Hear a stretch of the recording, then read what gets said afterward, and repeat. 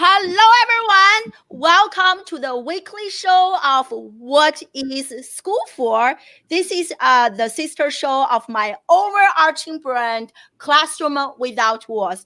And today we have some powerhouses to come to the show, and we are discussing the future of learning or learning for the future.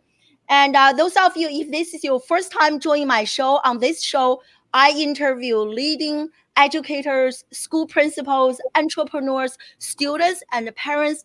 We discuss, debate, and disrupt education.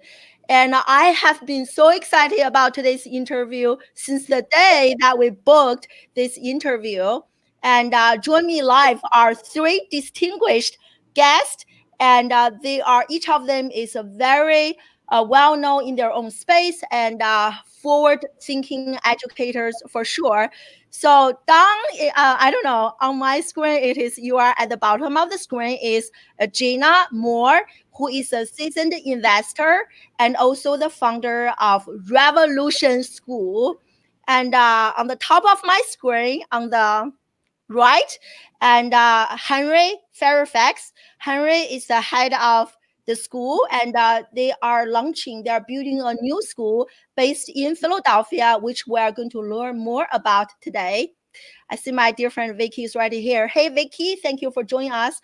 So Henry is the head of this new school called Revolution School. So I'm really excited to learn more about it. And then last but not least, my dear friend Jane Shore, who is the head of research and innovation at the School of Thought.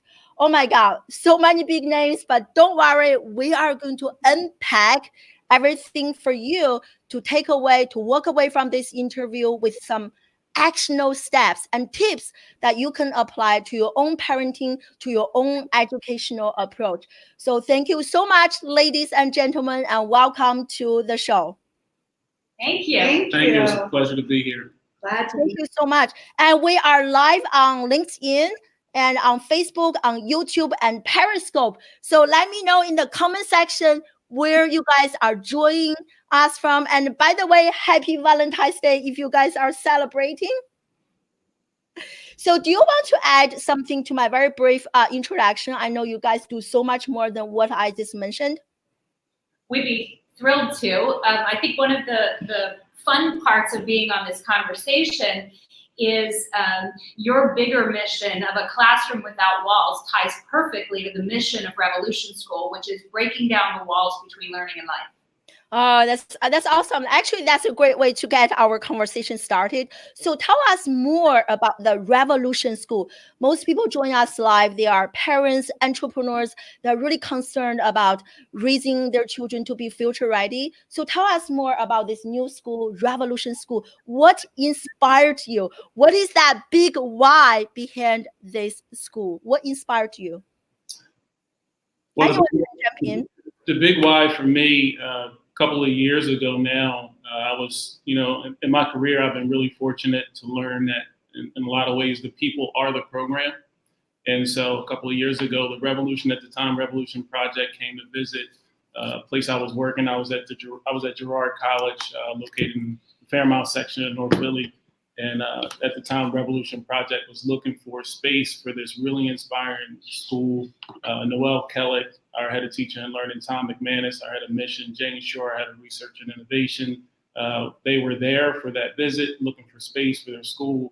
And I was so inspired by everything they were talking about with regard to a project-based learning school where kids were going to have an opportunity to co-create their curriculum, that it was going to be various, integrated, that really, really intentional about building a diverse learning community and that be empowering for students. And they started to walk through some of the projects and really describe what we would be doing. And I got super, super thrilled with it and wanted to be a part of it. A couple twists and turns, and as fate would have it, I had an opportunity to join the team formally. And so, I liked it so much that I was hoping that I might be able to work with them. And so I was fortunate to do that. Oh, that's awesome. Congratulations. And do you want to add anything, Jane, or you're good? I would love to, because as Henry was speaking, I was thinking about that time, back when we were in the seeding period of the idea and envisioning what could be. And we really started from this perspective of building partnerships that come inside and go outside of the school. So the partnership model really enabled us to grow this conversation, to recognize the part that we all play in moving the story. And I think it has really been part of what I think motivates and inspires all of us in recognizing education. We think of it as a field, but it's really everywhere. We are embedded in everything. Learning happens across fields. Learning happens across settings. So part of the model that we began and that we've continued to grow has been in part fed by the partnership in the city of Philadelphia. And I come to this not from the field of education. My background is in finance, and I am one of the managing partners of a quantitative investment management firm in Philadelphia. So we run money for pension plans across the country, really across the world. And you think to yourself, well, what does that have to do with education? It has a lot to do with the point that Jane is making. But my small step into the world of education was sitting on the board of an independent school here in Philadelphia. Mm-hmm. The school is called the Philadelphia School. Mm-hmm. And it is a school that goes from pre-K to 8th grade. And it really has a wonderful model of education. It's progressive in its orientation. It's project-based in many ways, integrated, really about, their tagline is city, country, classroom. So they do a lot of work outside of the school, just in the way that we talk about for Revolution School. So not thinking about the Philadelphia School or Revolution School, one of the things that often, that occurred to me about, at least from a perspective about schools, is often a school is kind of like a castle with a wall around it. And if students want to experience, or if the program wants a student to experience something, they work on ways to bring that in to the castle. And they bring that in across the moat, through the wall, and they build that experience so the student can simulate what that might be like.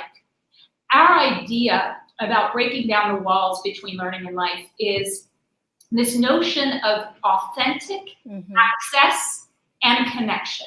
Love it. So the idea of access is about the people. The idea of connection is really developing a level of engagement that's empowering, that's joyous, that's stimulating, that inspires curiosity, creativity.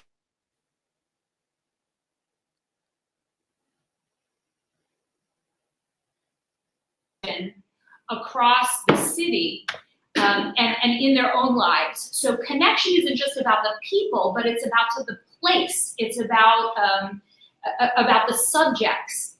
So access and education, it becomes alive when you can break down the walls. Yeah, so you are speaking my language for sure.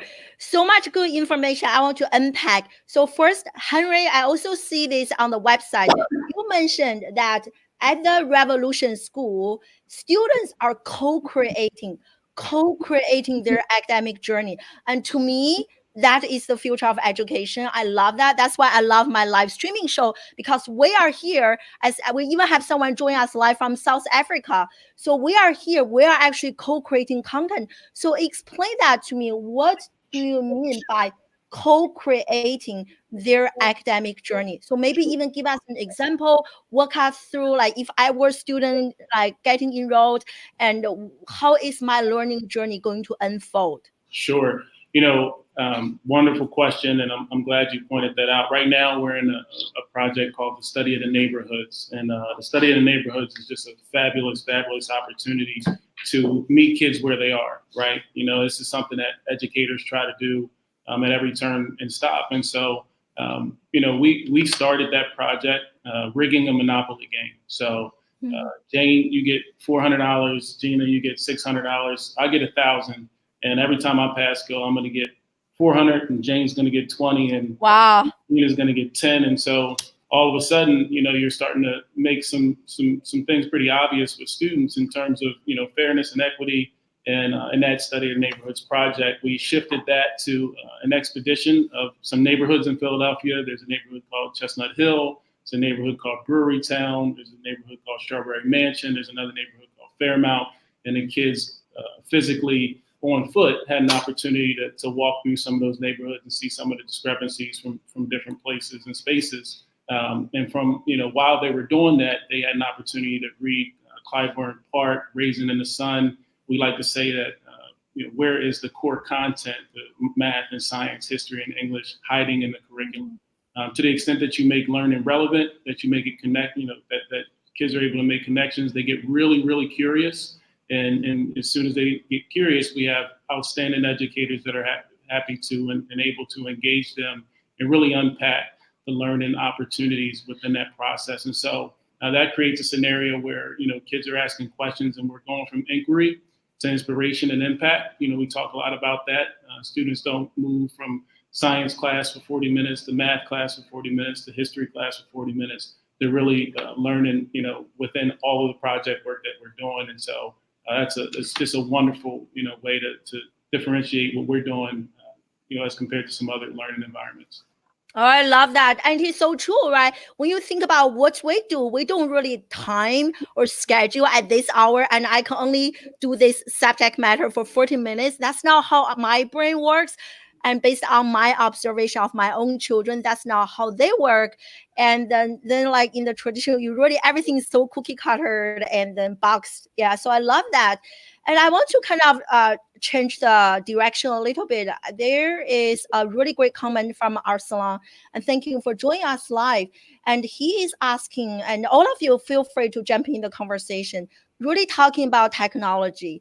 And that's also something I actually just came back from Facebook education. That's the only thing we were talking about, social media, digital literacy, and how can we help our students cultivate their ability to use technology to share a story, to create a social movement instead of becoming like victims of technology. So anything you want to share? And as you are thinking about this, I really want to share my screen. So recently, I'm going to share my screen, and I actually just read this article. And so this article, I will also share the links in the comment section.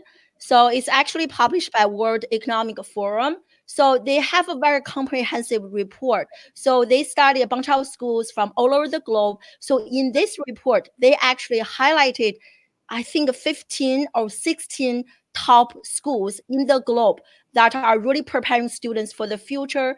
And I really want to, based on Arsalan's comment, I really want to show you guys this. So this chart, I don't know if you can see clearly, is talking about which countries have the digital skills to for the fourth industrial revolution. It's kind of small, but the number one is Finland, of course, and the United States is, I think, is like number 7 or 6, and even behind Malaysia. I was actually a little bit shocked to see Malaysia there. But anyway, so share with us how at the School of Thought and also Revolution School, you guys intentionally cultivate our students like digital storytelling skills, and or what do you think about this and technology and the future of learning and which role they play? It's funny you say that because I work at a quantitative investment management firm by day. That's my day job. And what that means is that when we choose stocks for our investors' portfolio, we're using essentially an algorithm. When we started in the business 35 years ago, we didn't use the word algorithm to describe what we were doing, but it's a quantitative, computer-driven process. We like to say that it's computer-driven and people-enhanced. But what I will add is the core of it, when we talk about doing anything via computers or computation, the technology is a means to an end. Amen. And so for Revolution students, and one of the core components of our philosophy that these guys will take further in execution and all of the research surrounding this, But you have to understand why, when, and what to bring to the problem or the challenge you're trying to solve before you throw technology in. And there are a lot of benefits, of course, to the technology and what's happening in classrooms, especially as we see technology as a connector.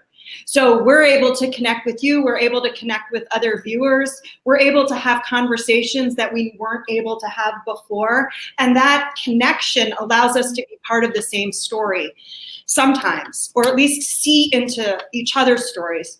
One of the things that I think has been interesting from the perspective of partnership, I want to give a shout out to an organization in Philadelphia called PhillyCam. And they're an organization that's actually youth-powered media. Their focus is on educating young people with regard to digital literacy. And much of the work they do is in recognizing that young people can be both producers and consumers of media. So as I know I have spent a lot of time in this space, this idea of recognizing the part each one of our voices has in entering the technology and having, I think that when we define literacy and media literacy and digital literacy, it has to do with both our consumption and our production of what's going out and what we're bringing in. Yeah. One of the things we were able to do, each project ends with a presentation of learning, POL, we call presentation of learning. And so our partnership with PhillyCam culminated with podcasts that our students did to demonstrate the learning through the voices of the Philadelphia Voices of the City project. So they studied the murals in Philly, got a chance to take the math, science, history, English out of all of those different murals that they studied. They got to learn how to engage and present and put together podcasts that they then at the end of the project presented together. So they really had to learn how to use and adapt the technology to the work that they were doing. There's also a great podcast that's been shaping my thoughts about digital literacy from the Next Big Idea Club called Coders. And it's really about, Gina was just talking about algorithms, how much we don't even realize that's underneath the conversations that we have, what pulls the stories up to the front, who's in charge of that power, who has the ability to get their stories up front. We think about even as we cross conversations about issues related to social justice, what's the news that gets out there? And when we think about who's behind all of that, that's something that young people, all of us, need to be very aware of. So the algorithms, this is what the podcast is about, the coders that are really in there creating a lot of the conversation that we have access to. And let me tell you one other thing about that project. So the project that Henry was talking about, where the voices in our city project, where students were studying, as he said, murals. Philadelphia has one of the richest mural arts in our country, literally.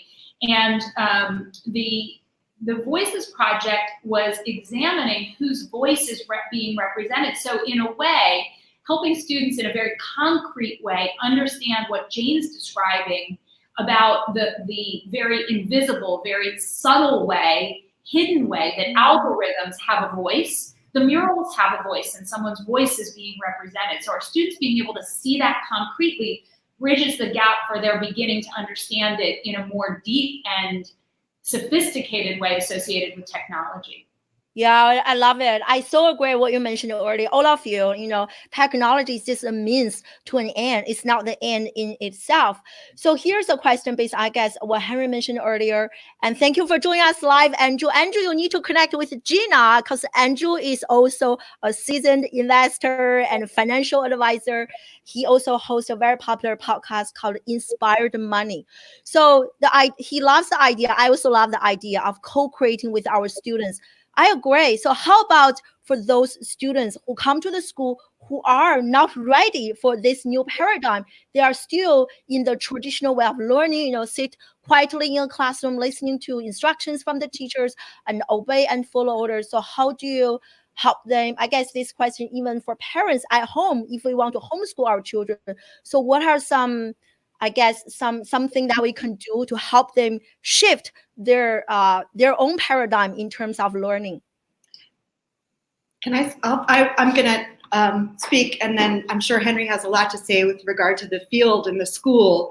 But there's a lot of what we do comes from a rich body of work that others are doing. So we see our model as a part of a wave that's happening in education right now. Mm-hmm. And in building that and co-creating space, it's built on a lot of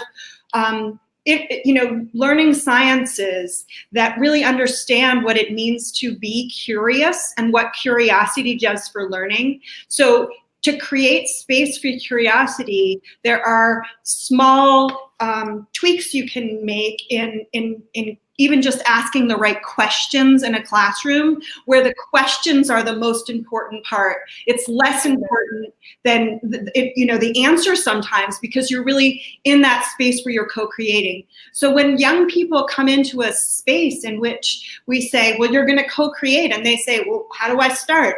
You give people the tools and the description of what we want what we want them to do, and we create that space and say, where is your vision? What do you see as important as happening in your neighborhood? Where do you have questions?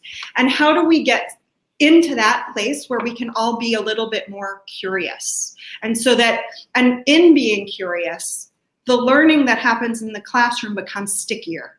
So the more the questions come from the students, the longer term retention, the longer term learning has space to grow. And at a fundamental level, thanks, Jane, that's great. I mean, at a fundamental level, when I see the word student engagement, it's really about meeting kids where they are. So our entire team is trained in developmental designs. We went through that over the summer. Great program, and we're all trained in social and emotional learning for students. We really have to know the students where they are, meet them where they are, and engage them. I think that relationship is huge, and I think we've learned that, as we've started.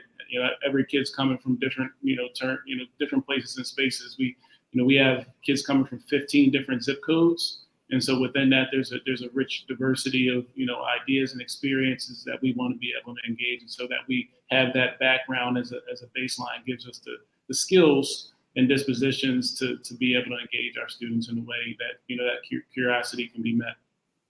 Yeah, I love this. And this reminds me of one quote from Einstein. And I think he said something like, I'm not extremely intelligent, but I'm very, very curious. So I think that curiosity is really important to keep students going. And one thing I observed from my own students, my own children, is that as they grow older, their curiosity seems to be decreasing. It's not positively correlated, but negatively correlated. So I love how you guys are really making effort to really foster that curiosity, which is great. So I wanted to call out another partner of ours who does a lot of work in schools with curiosity. At the University of Pennsylvania, the Changing Brain Lab, and they really look at what you're saying, in how we create spaces and open, and see the attachments between the learning that can happen in classrooms and curiosity. I want to make sure to get those. So it's called Changing Brain Labs, right? And you also mentioned the podcast earlier called Coder. That's the name of the podcast? It's called The Next Big Idea.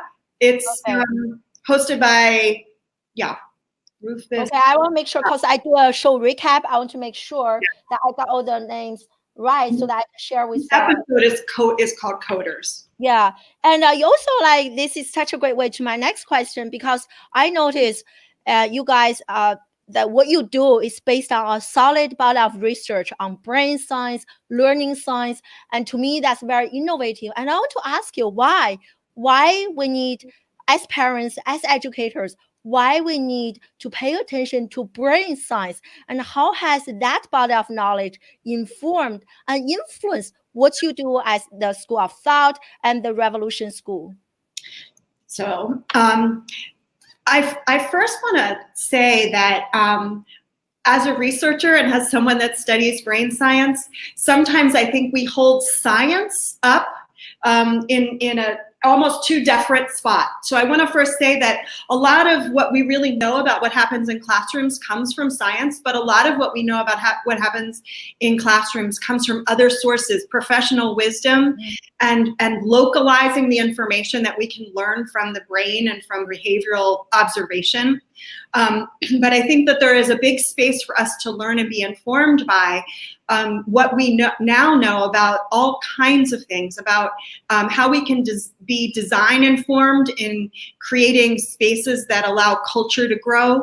And I mean physical spaces, the kinds of things that we know about science, and you're asking about the brain. So, you know, cognitive science and neuroscience can inform us in helping us understand what happens to the brain when we create space for creativity, curiosity, empathy, kindness, what kinds of things will allow those areas of our human skills to grow, and how they are associated with longer term learning, and those messages that come from science to be understood, but to be localized. So it is not that an experiment happens in a lab or even in another setting, and we're taking that and we're using that.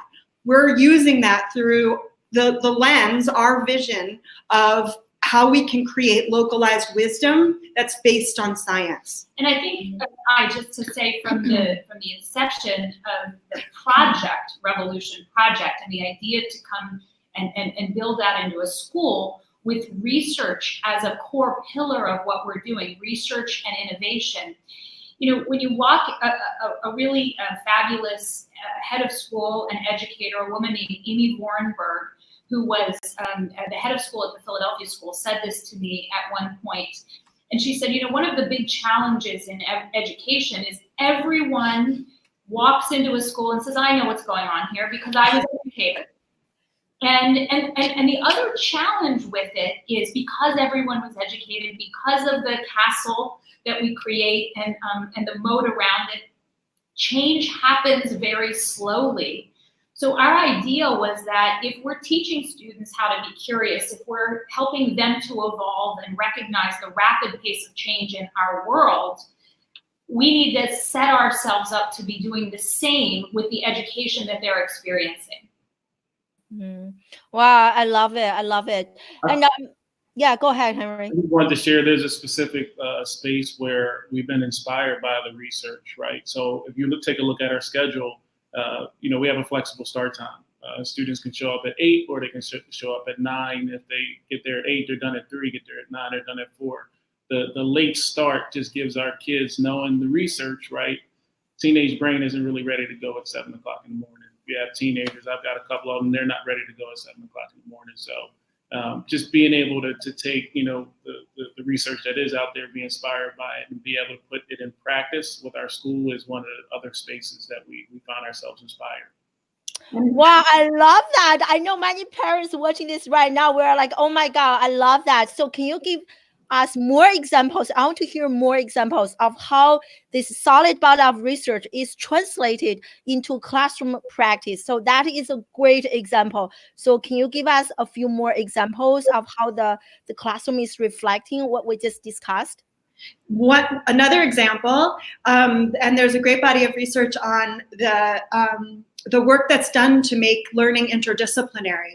The more you connect learning with not just your own past learning, but with the new learning that's happening, the greater chance you have of bringing that learning forward and making it your own. So when we talk about co-creating, that's based on research. If you dig into something, you use your past knowledge, you attach it to new knowledge. It's called schema building, and it's part of the curriculum. It's the idea of being interdisciplinary. You know, back to the mural project, I also will say that I am a mom of one of our founding students, Maria Moore.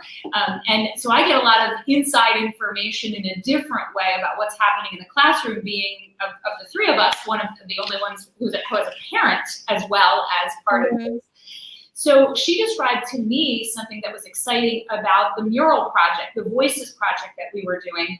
And it is about triangle math. It's about trigonometry. And so as they're studying voices, and the artist's representation through perspective, the notion of trigonometry and being able to scale, create differences in scale within the project, really cemented for her and made it sticky the notion of what's happening in a math class and how it's applied to life, and a real world example of when you use trigonometry. And she, Wow. at the end, it's the first time I've ever felt that math was fun. Making it matter. I mean, you know, there's those are two wonderful examples. I'll put an example Wow. in the front end of our process, which is we have a personal expression project that we use in our admissions process. And when we're vetting students, and you know, our feeling is that students are more than a test score. So we have the students respond to our mission, which is breaking down the walls between learning and life. That's the prompt, and they have the opportunity to engage in any way they see fit. We had a student do a project on border crossing. We had a student bake pies and go through the creative process of figuring that out. And I want to give Jane and Noelle in particular a huge shout out, because in more traditional schools, you're looking at those test scores. If you look at the research, there's different ways that kids are able to show just how talented and gifted they are, and that personal expression project has done that really, really well. Wow, those are really some. I love those examples. Yeah. Can I add two more? We recently spoke to some students a couple of weekends ago at a partnership meeting, and the students were really excited. I want to give two more examples of some of the work we're doing that's based on research. One is the way we grade. So our system for grading is A, B, not yet.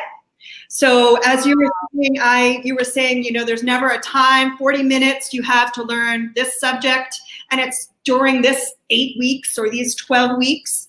Our process is really based on the notion and the evidence that leads you to understand that people come to their learning at a different pace, and we want to be as individualized as possible.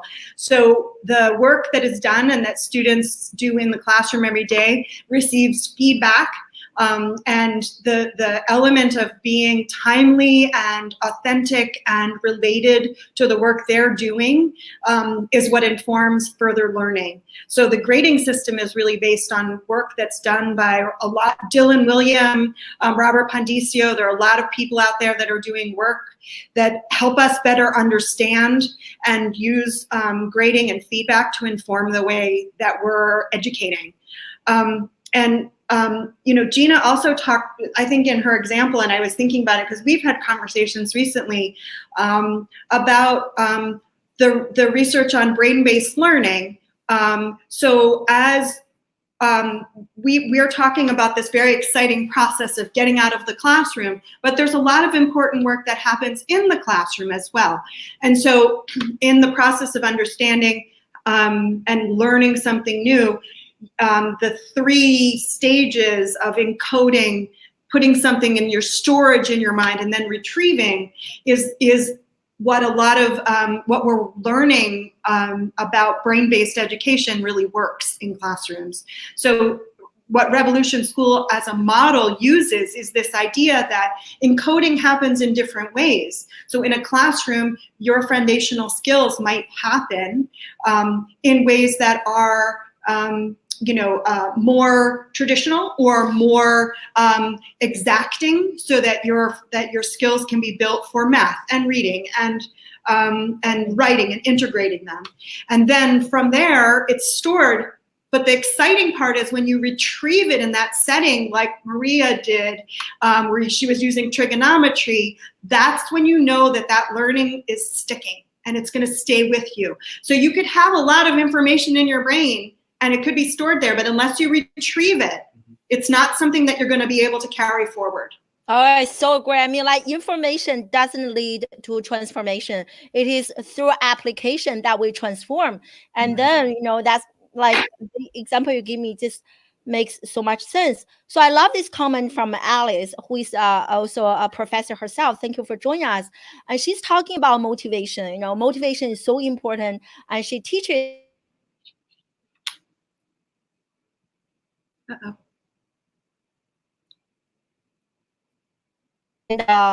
so this is something that I noticed. I teach in the higher education space. I think a very few of my students are actually motivated.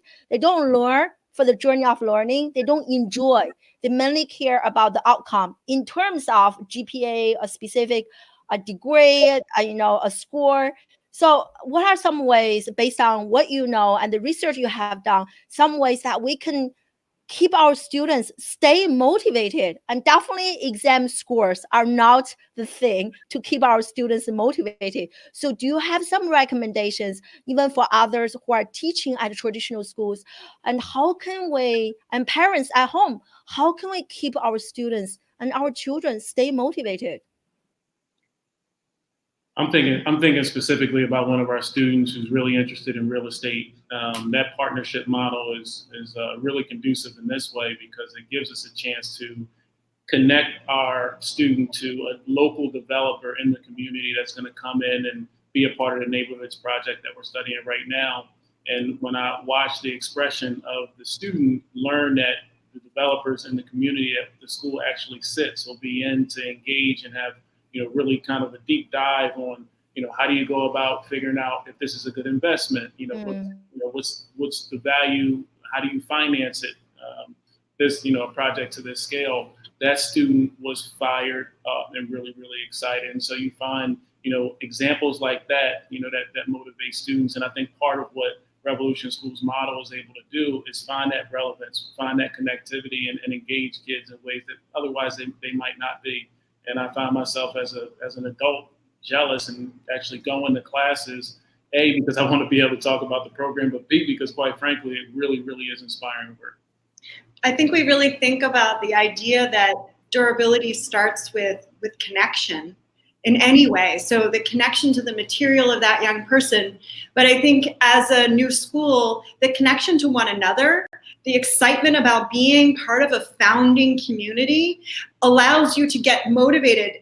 Your part of your question was to imagine, traditional educators in other settings. And the idea of student voice doesn't only happen in a new setting. The more that we can involve students in the conversations, I think the greater motivation exists. What's really exciting about what's happening at Revolution School, I'll give you an example.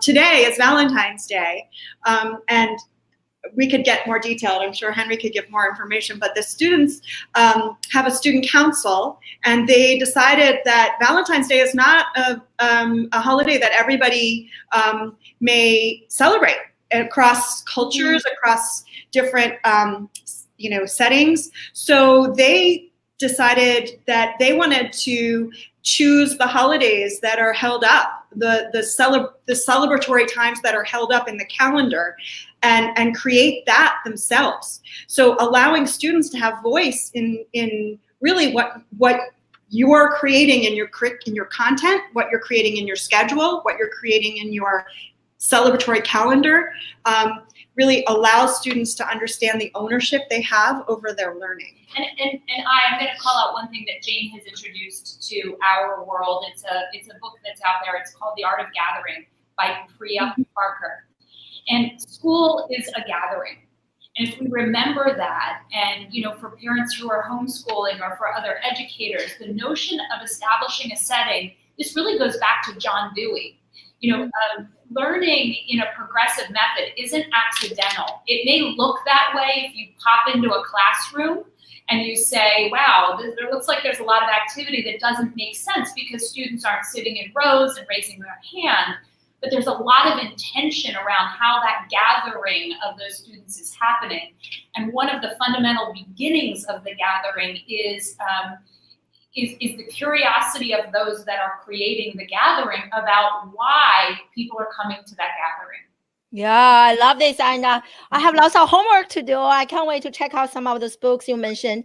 I also want to get your perspective on age or mixed age learning. Personally, I'm an advocate of mixed age educational model because when you think about it, when we are working rarely do we actually only work with people who are of the same age. Look at us. We have a very diverse age range. So I love this comment from Gary. Thank you for joining us live. And he said that why are most schools, their classrooms are age-based? So I want to ask you, at Revolution School or based on your research, how do you separate students? Is it based on age or based on ability? Do you have a mixed age model? What is your perspective on this? I mean, one of the challenges to say in terms of our actual experiences right now is that we started with a freshman class. Of course, there are ranges of ages within that class because of how students come to their freshman year in high school. So our opportunity to test the theory of mixed ages will come into play next year when we invite our next class of students and we can better do that mix. Our experience though, and again, I'll speak from my experience in seeing this in action, a school that does it wonderfully in the local community here is the Philadelphia School, where they intentionally vertically group classes to give students that opportunity to be the junior in the class and then be the senior in the class of the body of knowledge. It really has an effect and an empowerment to students in making them feel motivated because sometimes they're the expert and sometimes they're the learner. I'll also add that even though we only right now have a ninth grade class, a freshman class, I would argue that cross-generational learning still happens. When you're breaking down the walls between learning and life, the students are getting out of the classroom, and as they engage with neighbors and become leaders and learners in their community, those people are learning alongside the students in the classroom. There are also, and I think that's part of the model, bringing people in and extending the classroom outside allows you to see the learning that can take place. So it's not always teacher to student. It's not always in the school building. It's also the world outside. Amen. Classroom without walls, right? Yes. Yes, classroom without walls. And there are several schools that do this. We are also, Revolution School is part of a network of schools called the Innovative Schools Cooperative. And in that network, there are several schools that do cross-age learning. One of them is in San Francisco called Brightworks. And their model is really to engage students in a makerspace environment where projects happen across grades, across topics, and the excitement and the energy and curiosity and creativity that can happen across those lines. There are tons of examples of great schools that are out there that are doing that work. So true. Oh, sorry to interrupt you. Go ahead, Harry. I was just going to say it's connected to age. When you go from theory to practice and you go through an admissions process, recruiting a cohort of ninth graders, you get folks that get excited about your model that are in 11th grade, that are in 10th grade, and they're like, we really want to be a part of what you're doing. And I think there were a couple opportunities for us to, ask this question exactly the way it was placed, and that how might we be able to accommodate and support this particular student. And we, I think, made some adjustments. I think also what happens in practice is if you have 15 different zip codes, it's a really good chance the students from those zip codes are coming from very, very disparate academic backgrounds, and you're going to have to do some differentiation in your classroom when they show up. So I think all of that is mixed in to that question. Yeah, I mean it's really good, but it's also very hard to implement. Definitely there are age differences. I experienced that at my own school, so I agree with you. So now as we're kind of talking about the future, I really want to ask you, how do you envision the schools of the 21st century, and what do you think should be some essential elements in this, the 21st century school curricula? Well, not a lot of walls. I think there. And I would also say, we get excited. You could see as we're all talking right now, we're excited about what we're doing and talking about and envisioning the future. And so many times when you walk into schools, it's almost like we separate the learning that happens here from the learning that happens below. It's like your heart and your joy and all of the other emotional aspects of learning need to be held up in the same regard as the academic learning. And I think there's a movement towards that, but recognizing the word joy in learning is not secondary. It is not, oh, and we also recognize joy. We want to maintain that excitement around learning and what learning does, and your whole life you spend learning. You know, I think we could also use this to bridge a little bit into the notion of school of thought.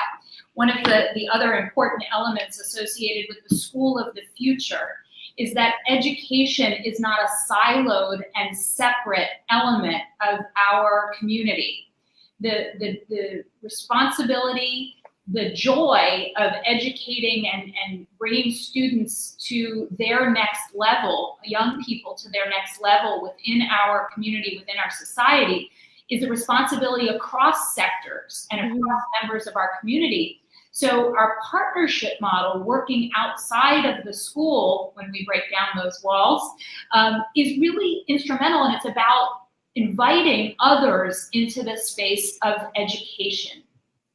And the School of Thought was born out of the idea it's not just about research and innovation, but it's about community activation.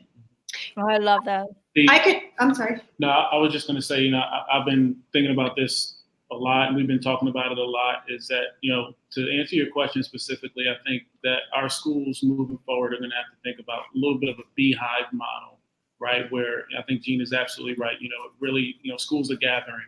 And so to the extent that you can engage in those, intentional, strategic, smart partnerships that are mutually beneficial, you have opportunities to engage with financial literacy with banks. You have a chance to engage in technology with PhillyCam, as we did. You have a chance to engage in the arts with Mural Arts. Shout out to Jane Golden and the Mural Arts program that worked alongside of us.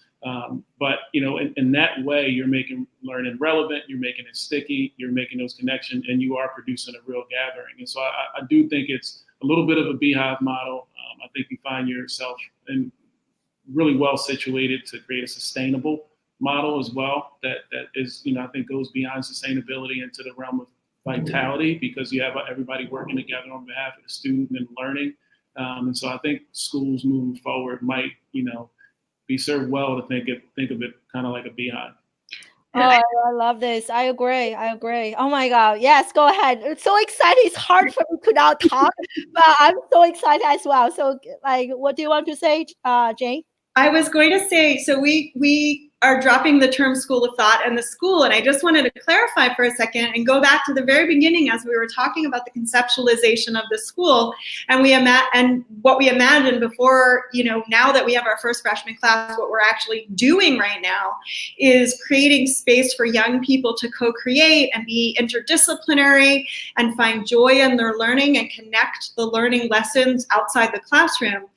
In developing that model, we spent a lot of time creating partnerships. And in creating those partnerships, one of the things that became very, very clear was that in looking across sectors, in healthcare, in technology, in finance, there were individuals, I will call them sort of embedded disruptors in all of these organizations that were sitting ready to say, yes, de-siloing our work is great. We're glad that youth are going to become involved, but I didn't know that other organization in technology was doing something that would be really connected to my healthcare organization.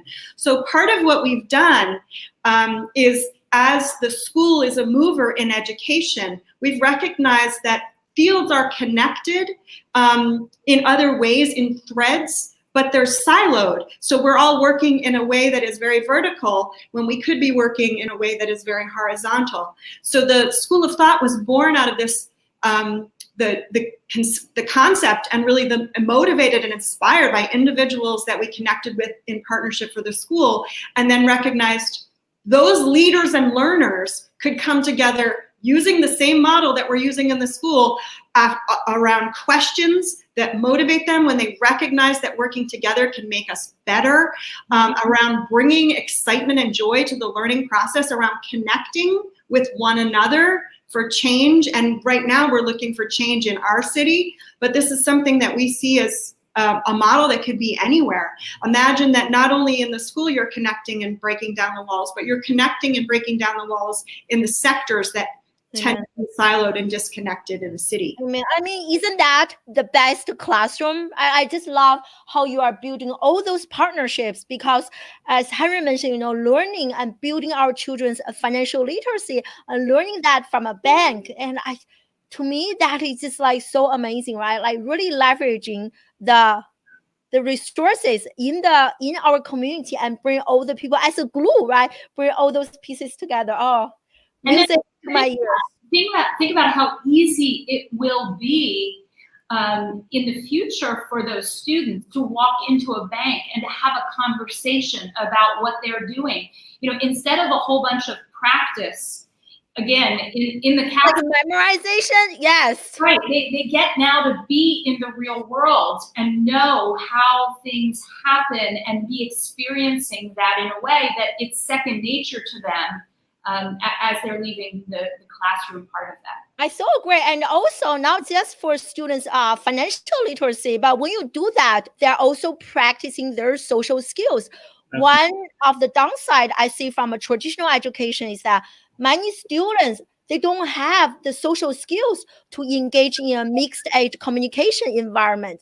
And they really struggle. Even at my own immersion in Singapore last year, they struggle with talking to people of different ages. So I love that. Not only they're learning something like financial, subject matter related, but they are also building their life skills, social skills, and that's learning. That's learning. I love that. To your point, so when we did the Voices project, the students had to go out in the world and look at those murals and engage folks that lived in the communities or walk by the murals every day. And you should have saw our kids, freshmen, 14, 15-year-old kids trying to engage adults and say, hey, what do you think of this mural? Without introducing themselves and saying, hello, my name is so-and-so. I'm from Revolution School. I'm really curious to learn what you think of this mural. Why do you think it's here? And so they had to learn that, right? And if you learn it as a 14 and 15-year-old, now you're better positioned once you engage a little later to have those conversations a little more smooth. And part of the process in that project with our partner at PhillyCamp was to reflect on what the greatest lesson was in conducting a podcast. And, the idea of doing a podcast for a lot of young people is really exciting. You get to, you're creating the script and you're working with one another. I would say 14 out of the 15, the room that I was in, the students, the majority of the students were speaking to what Henry's talking about. They said the scariest thing for them was getting out and talking to strangers, especially when you're told you shouldn't talk to strangers. And then you're a young person and you're empowered to go and interview individuals that you don't know. The learning that happens is very important, but also the reflection of that learning is part of the process. Getting time to download with your peers and say, that's what I felt too. And this is really what empowered me after this process. So one day they will be thinking about starting a live streaming show. I'd love to have some of the students come to my show and be on their show. So I love this. So can you, as we're just wrapping up, thank you so much for the comments, everyone. And are there any additional resources that you can share with us that can, you guys probably believe in lifelong learning. I believe in lifelong learning, and many people joining us live right now, they are parents.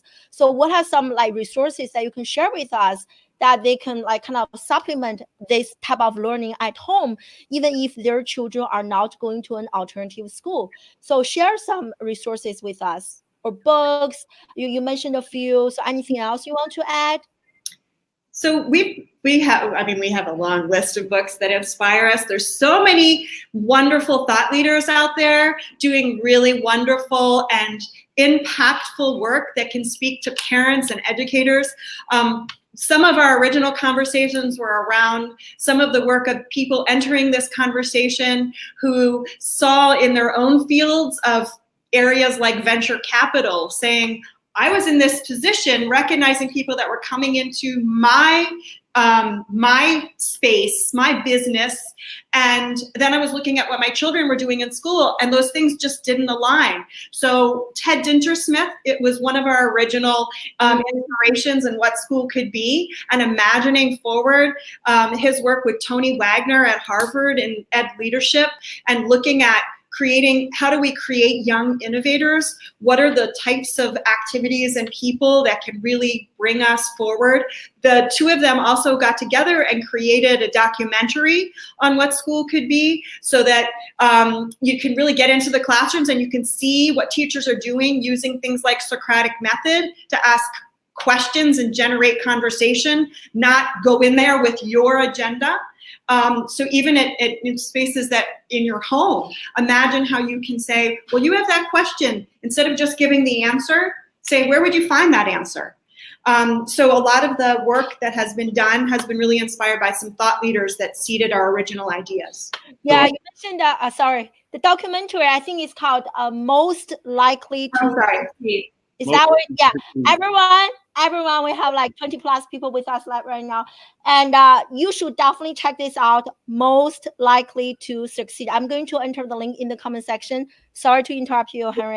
Go ahead. The follow-up to Most Likely to Succeed is what school could be, but I also want to share, we did an all-school read, all-community read with a book called Range by David Epstein, which was fabulous.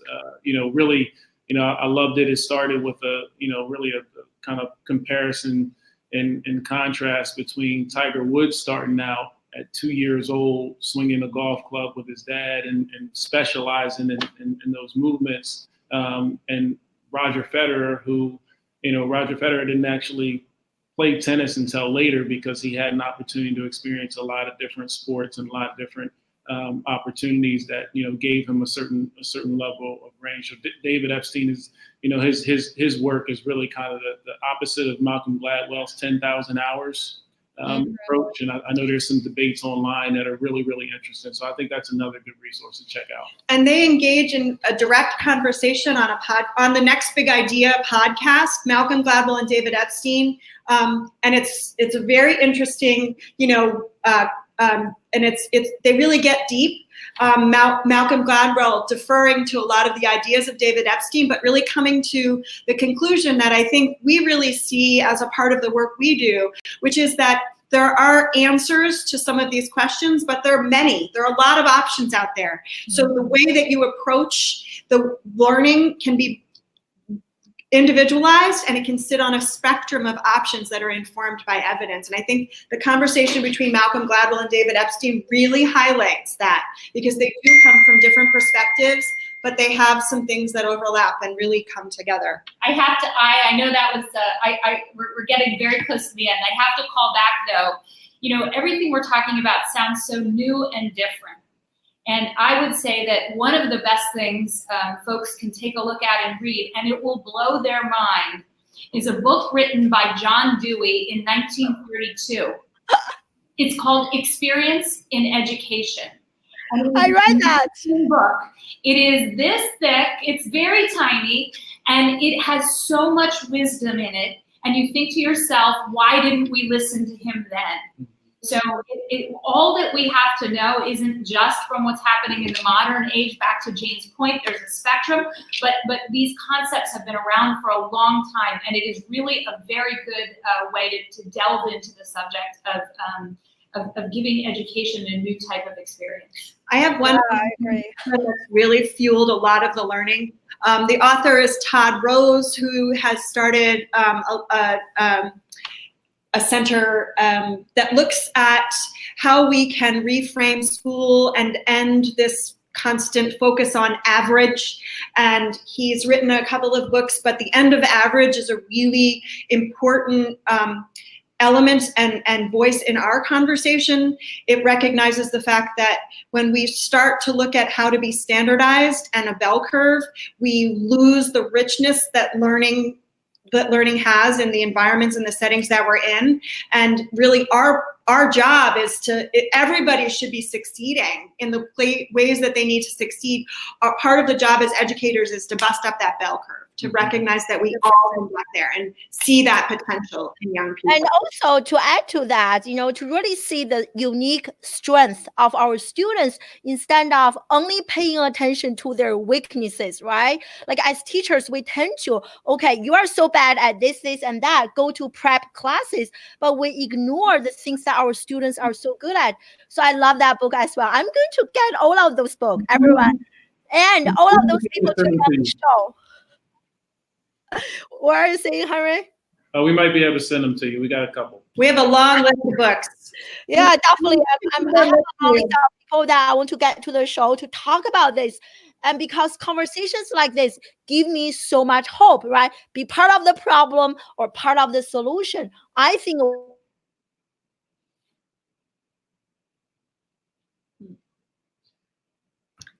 It's a stream. to do things. And I love, there's one comment from Gary earlier. He mentioned that, you know, future of learning is where we involve the parents, the communities, the partners outside of the classroom. That's what you guys are doing. And I'm just so excited. And everyone, we are running out of time. And thank you so much. Make sure that you guys follow them if you want to check them out. I'm going to, that's their school's website, revolutionschool.org. So go check it out. And they also have a newsletter. It is called the School of Thought newsletter. Mm-hmm. Where can people find that? On that website, you can get a link to it. Yeah. Okay, so great. So Sure. yeah, so go check out that place and subscribe to their newsletter. I subscribe. I'm learning a lot, as you can see from today's conversation. And thank you so much, ladies and gentlemen. And thank you so much, everyone. Join us live, staying live with us for an hour. Any parting words you want to share with us in terms of learning for the future? One of the things that I've taken from the opportunity to work with this team is that this kind of change happens through connection, and it's connection with people like you, that are entering this conversation. So I really am grateful to be part of the conversation and to be able to connect, because I think that this kind of change only happens when you can connect with one another and recognize that we're all in this together. So I want to Thank you. send my appreciation. Thank you. Thank you. The honor is all mine. And Phil, he just asked me to give everyone a list of things, the books being mentioned. I promise you, I will do that. So thank you. Thank you. Yeah. Thank you so much again, everyone. And happy Valentine's Day to those of you celebrating. Have a great Friday and have a great weekend. See you next Friday, same time, same location. Bye. See ya. Thank you.